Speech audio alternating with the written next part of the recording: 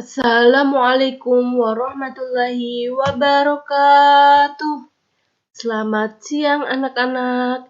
Di sini kita akan melakukan pembelajaran tentang sumber daya alam yang tidak dapat diperbarui. Kita di sini nanti akan belajar tentang pengertian dari sumber daya alam yang tidak dapat diperbarui, kemudian sifat-sifatnya, contoh dari sumber daya alam yang tidak dapat diperbarui, dan upaya yang dapat kita lakukan untuk menjaga sumber daya alam yang tidak dapat diperbarui agar tidak punah. Oke. Yang pertama, yaitu pengertian tentang sumber daya alam yang tidak dapat diperbarui, yaitu kekayaan alam yang jumlahnya terbatas dan pasti habis. Sumber daya alam yang tidak dapat diperbarui adalah pemanfaatan atau diolah dengan ukuran tertentu. Kemudian sifat-sifat sumber daya alam yang tidak dapat diperbarui, yaitu 1. Jumlahnya terbatas dan bisa habis dalam jangka waktu tertentu. 2. Waktu terbentuknya sangat lama, bisa mencapai puluhan hingga ratusan tahun, sehingga tidak bisa diperoleh dalam waktu singkat. Sifat yang ketiga yaitu proses pembentukannya berpengaruh pada lingkungan sekitar.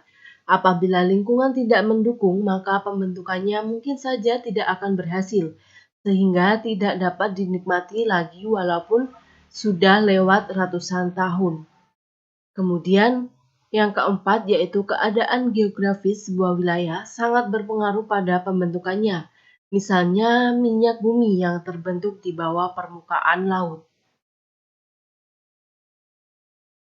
Kemudian contoh sumber daya alam yang tidak dapat diperbarui, yaitu 1. Emas. Emas merupakan logam mulia yang keberadaannya sudah dikenal oleh semua orang. Bukan hanya digunakan sebagai perhiasan, saat ini emas juga digunakan sebagai bahan produk kecantikan dan makanan. Saat ini harga emas semakin meroket karena keberadaannya yang semakin menipis. Emas yang memiliki sifat lembek dan lunak biasanya dibentuk dengan campuran logam lain untuk mempertahankan bentuknya. Kemudian ada minyak bumi. Minyak bumi merupakan sumber bahan bakar untuk berbagai kendaraan di dunia. Mobil, motor, bahkan kapal bisa saja menggunakan bahan bakar ini untuk dapat melaju dan mengantarkan manusia ke tempat tujuan. Proses terbentuknya sangatlah lama karena berpengaruh geologi organisme hidup yang tertimbun jutaan tahun lamanya. Oleh sebab itu, proses pembentukannya kembali juga akan memakan waktu yang lama. Kemudian ada batu bara.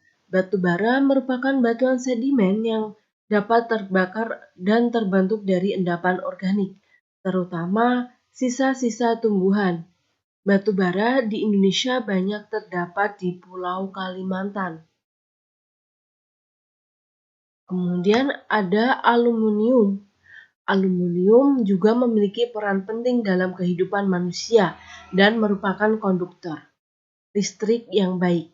Sifat amfoter di dalamnya bisa bersifat basa atau asam, sehingga dapat dibentuk menjadi bermacam penampung. Aluminium termasuk sumber daya alam yang tidak dapat diperbarui meskipun jumlahnya masih banyak, tapi apabila penggunaannya tidak diperhatikan akan habis dalam jangka waktu terdekat. Kemudian, upaya menjaga sumber daya alam yang tidak dapat diperbarui dari rumah yaitu menghemat penggunaan sumber daya alam, misalnya bahan bakar. Jika bisa menggunakan kendaraan umum, pakailah kendaraan umum atau pakailah kendaraan listrik yang lebih ramah lingkungan. Kemudian, melakukan daur ulang barang bekas seperti plastik, kardus, dan berbagai bahan yang bisa didaur ulang. Kemudian menanam tanaman, terutama pohon-pohon yang mampu membantu pembentukan sumber daya alam di alam. Selain membantu pembentukan kembali bermacam SDA yang tidak dapat diperbarui. Kemudian menjaga kesuburan tanah dengan tidak membuang sampah sembarangan dan selalu menjaga kebersihan lingkungan. Baik, itulah materi tentang sumber daya alam yang tidak dapat diperbarui.